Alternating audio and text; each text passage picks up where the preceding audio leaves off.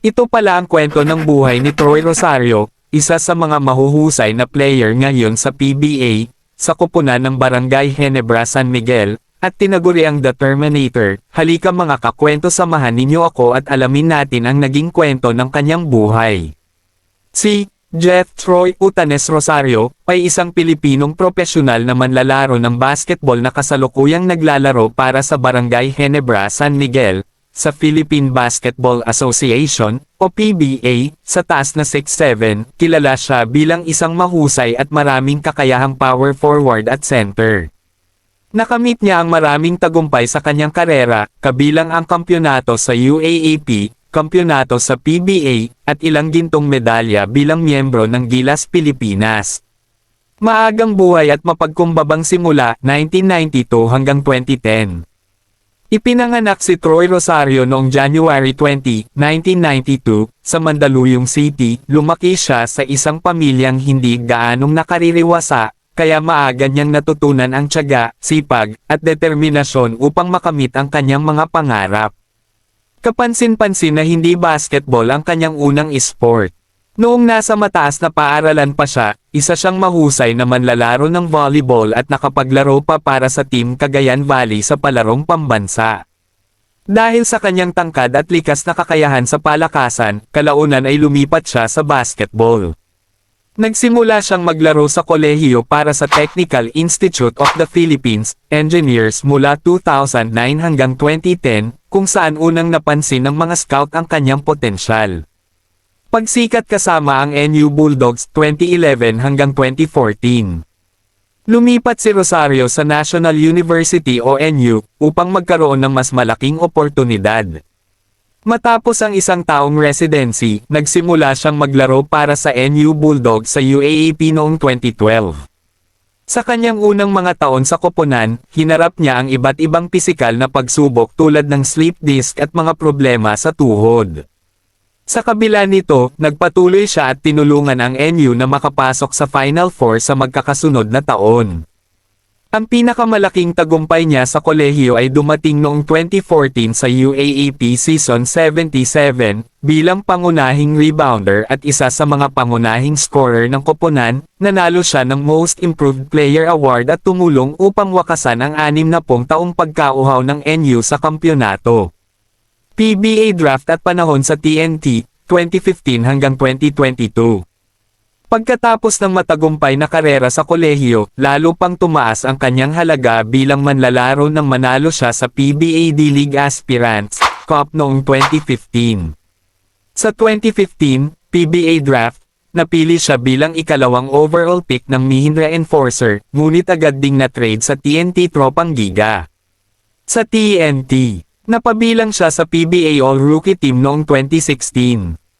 Naging PBA All-Star mula 2016 hanggang 2019. Nanalo bilang PBA All-Star Game MVP noong 2017 para sa Mindanao Selection. Napasama sa PBA Mythical Second Team noong 2019. Naging bahagi ng koponang nagkampiyon sa PBA Philippine Cup noong 2021. Panahon sa Blackwater at pagtatapos ng kolehiyo 2022 hanggang 2024. Noong September 2022, na-trade si Rosario sa Blackwater Bossing. Sa Blackwater, naging veteranong leader siya ng koponan at isa sa mga pangunahing manlalaro. Sa 2024 Governors Cup, nagtala siya ng average na 13.5 puntos at 6 rebounds bawat laro. Habang nagpapatuloy ang kanyang profesional na karera, tinapos din niya ang kanyang pag-aaral.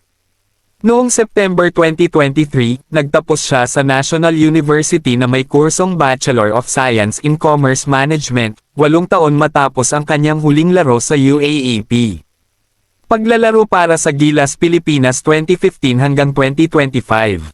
Bukod sa kanyang karera sa PBA, naging mahalagang bahagi rin siya ng Gilas Pilipinas mula 2015 hanggang 2021. Kinatawan niya ang bansa sa iba't ibang internasyonal na torneo kabilang ang 2019 FIBA Basketball World Cup at SEABA Championships. Kabilang sa kanyang mga tagumpay sa pambansang koponan ang gintong medalya sa SEA Games noong 2015, gintong medalya sa SEA Games noong 2017, Gintong medalya sa SEA Games noong 2019. Pilak na medalya sa SEA Games noong 2021.